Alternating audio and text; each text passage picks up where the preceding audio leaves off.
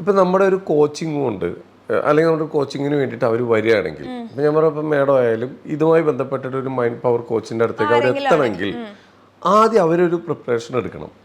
അത് ഏത് തരത്തിലുള്ള പ്രിപ്പറേഷൻ എടുക്കണ്ടേ? അതായത് ആദ്യം അവരെ ആക്സെപ്റ്റ് ചെയ്യുക, അവർക്ക് മാറാൻ പറ്റുമെന്നുള്ളത്. കാരണം ഇത് ആരുടെയും തലവിധിയോ അല്ലെങ്കിൽ നമ്മളിത് അനുഭവിച്ച് പോകേണ്ട ആൾക്കാരോ നമ്മളെ വിധിയോ ഒന്നുമല്ല, ഒന്നുമില്ല. നമ്മൾ പ്രോഗ്രാം ചെയ്ത കുറച്ച് ഷിഫ്റ്റ് പ്രോഗ്രാംസ് ഉണ്ട് നമ്മുടെ ഉള്ളിൽ. അത് നമ്മൾ റിലീസ് ചെയ്ത് കഴിഞ്ഞാൽ നമുക്ക് പുതിയ ഐഡന്റിറ്റി ഷിഫ്റ്റിലേക്ക് എത്താൻ പറ്റും.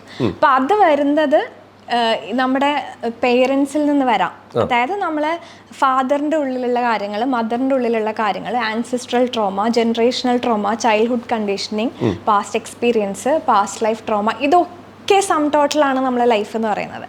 അപ്പം ഇത് നിങ്ങളുടെ കുറ്റമല്ല എന്നുള്ളതാണ് ആദ്യം മനസ്സിലാക്കേണ്ടത്.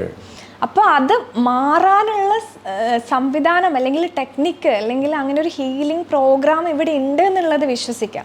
അപ്പോൾ അതിലൂടെ ആളുകൾ മാറുന്നുണ്ട്. അതിനെപ്പറ്റി നിങ്ങൾ റിസർച്ച് ചെയ്യുക. ഒരുപാട് റിസർച്ച് ചെയ്യുമ്പോൾ തന്നെ നമുക്ക് ഒരുപാട് നോളജ് കിട്ടും. നിങ്ങൾ ആദ്യം തന്നെ പേയ്മെന്റ് ചെയ്ത് ഒരു ക്ലാസ്സിൽ പോകണമെന്ന് ഞാൻ എവിടെയും പറയുന്നില്ല. അതിനെപ്പറ്റി റിസർച്ച് ചെയ്യുക. അതുകൊണ്ട് ലൈഫിൽ മാറ്റങ്ങൾ ഉണ്ടായ ആളുകളെ കേസ് സ്റ്റഡി നിങ്ങൾ വായിക്കുക. അതിൻ്റെ പിന്നിലെ സയൻസ്. കാരണം എല്ലാവർക്കും സയൻറ്റിഫിക് പ്രൂഫ് വേണ്ടി വരും. കുറച്ച് കാറ്റഗറി ആൾക്കാർക്ക് സയൻറ്റിഫിക് പ്രൂഫ് വേണ്ടി വരില്ല. ഒരാൾ മാറ്റം കാണുമ്പോൾ അവരിത് വിശ്വസിക്കും. പക്ഷേ മറ്റു ചില ആളുകൾക്ക് ഇതിൻ്റെ സയൻസ് അറിയണം, ഇതിൻ്റെ സ്റ്റഡി അറിയണം, എന്തുകൊണ്ട് ഇത് വർക്ക് ആവുന്നു അറിയണം. കുറേ ക്വസ്റ്റ്യൻസും ഡൗട്ട്സും ഉണ്ടാവും.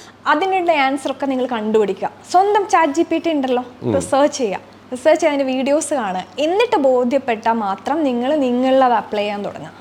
അത് നിങ്ങളൊരു ക്ലാസ്സിൽ വരണമെന്നും ഞാൻ പറയുന്നില്ല. നിങ്ങൾക്ക് സ്വന്തമായിട്ട് ചെയ്യാൻ പറ്റുമെങ്കിൽ അങ്ങനെ ചെയ്തു നോക്കുക. എന്നിട്ട് നിങ്ങൾക്ക് ചെറിയ ചെറിയ റിസൾട്ട് കിട്ടുമ്പോൾ നിങ്ങൾക്ക് അതല്ല, ഇതിനേക്കാൾ ഡീപ്പായിട്ട് ഇനിയും റിസൾട്ട് വേണം, ഡീപ്പ് ഹീലിംഗ് നിങ്ങൾക്ക് ആവശ്യമാണ് എങ്കിൽ ക്ലാസ്സിലേക്ക് വരാം.